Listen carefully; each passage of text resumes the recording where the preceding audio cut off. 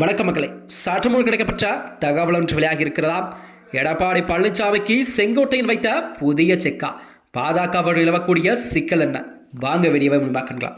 அதாவது சசிகலாவிற்கு சிறை சென்ற போது கூட எடப்பாடி பழனிசாமிக்கு முன்னதாகவே அதிமுகவின் மூத்த தலைவரான ஒருவர் தான் இந்த செங்கோட்டையன் அரசியல் வரலாறு என்பது 50 ஆண்டு காலமாக அரசியல் அனைத்து இந்த அண்ணா திராவிட முன்னேற்ற கழகத்தில் அவர் தனக்கான பணியை எல்லாம் செய்து கொண்டிருந்தவர். ஆனால் அந்த வாய்ப்பை எல்லாம் அவர் தவறவிட்டு விட்டார். இதன் காரணமாகத்தான் செங்கோட்டையன் எடப்பாடி பழனிசாமிக்கு கீழ் பணியாற்றி வந்தார்.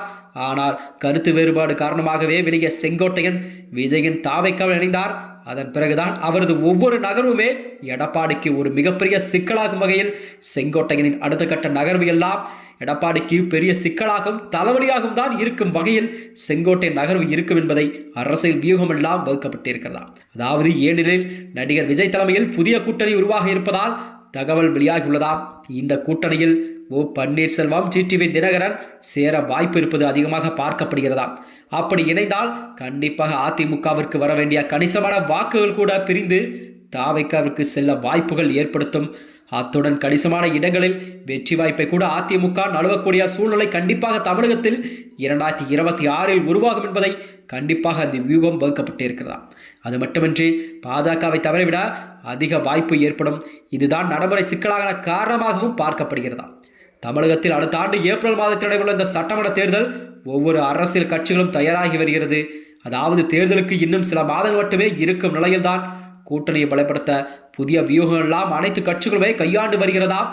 ஆளும் கட்சியான திமுக கூட்டணியை வழக்கம் போல் வலுவாக வைத்த நிலையில்தான் அதற்கான வேலைகள் எல்லாம் ஸ்டாலின் அவர்கள் செய்து வருகிறார். அதனைத் தொடர்ந்துதான் அதை வெற்றி பெற வேண்டும் என்றால் கண்டிப்பாக அதிமுக, பாஜக, ஜனதா உள்ளிட்ட கட்சிகள் அங்கம் வைக்கும் தேசிய ஜனநாயக கூட்டணியில் ஒரு வலுவான வியூகத்தை அமைக்க வேண்டிய சூழ்நிலை ஏற்பட்டிருக்கிறதா?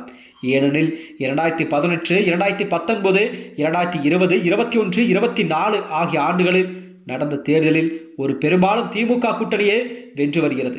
திமுகவை பொறுத்தவரை ஒரு வலுவான கூட்டணியை தமிழகத்தில் உருவாக்கி கொண்டிருக்க சூழல்தான் கண்டிப்பாக மீண்டும் ஆட்சியை பிடித்து வேண்டும் நிலைப்பாட்டில் அதற்கான வேலைகளை ஸ்டாலின் அவர்கள் செய்து கொண்டிருக்கிறார். அதே நேரம் இந்த முறை தமிழ் சினிமாவில் உச்ச நட்சத்திரத்தில் உருவான நடிகர் விஜயின் தமிழக வெற்றி கழகம் எனும் கட்சி தான் தொடங்கிய சட்டசபை தேர்தலை முதல் முறையாக களம் காண்கிறது. முதல்வர் வேட்பாளராக அக்கட்சியினால் அறிவிக்கப்பட்டுள்ள விஜய் மக்கள் சந்திப்பு பயணம், புது நிகழ்ச்சி அடிக்கடி நடத்தி வருகிறார். அவர் செல்லுமிடமெல்லாம் ரசிகர் பல ஆயிரம் பேர் வருகிறார்கள்.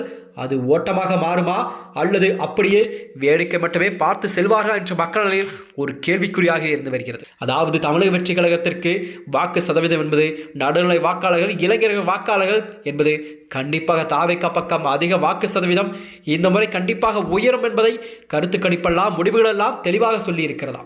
நடிகர் விஜய் கட்சி தொடங்கி முதலே கூட்டணி பெறும் கட்சிகளுக்கு ஆட்சியிலும் பங்கு, அதிகாரத்திலும் பங்கு என்ற நிலையில்தான் தமிழக வெற்றி கழகம் தற்போது அதற்கான வேலைகளை தொடங்கி இருக்கிறது.